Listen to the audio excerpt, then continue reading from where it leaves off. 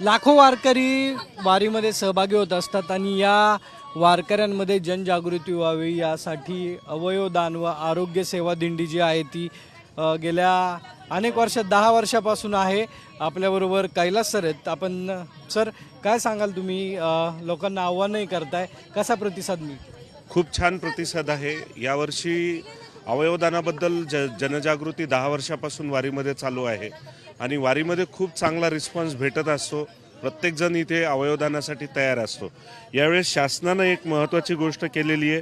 शासनानं एक QR code तयार केलेला आहे आणि त्या QR कोडच्या माध्यमातून आपण ऑनलाईन पद्धतीचा अर्ज आपण भरत आहोत आणि हा ऑनलाईन अर्ज भरल्यानंतर त्यांचं डायरेक्ट नोटोच्या साईटवरती त्यांची रजिस्ट्री होते, जेणेकरून एक नॅशनल रजिस्ट्री अवयवदात्यांची तयार करण्याची प्रक्रिया यावेळेस आपण चालू केलेली आहे आणि निश्चितच याचा भविष्यामध्ये खूप चांगला फायदा भेटणार आहे।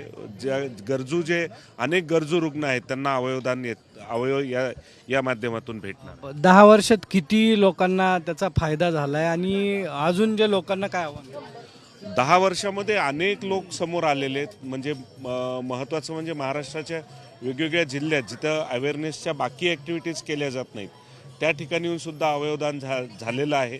तर ह्या ज्या घटना घडलेल्या आहेत कुठंतरी मला असं वाटतं की या वारीमध्ये जो संदेश जातो तो त्यांच्यापर्यंत पोहोचतो आणि त्याच्यामुळं ते अवयवदानासाठी तयार होतात।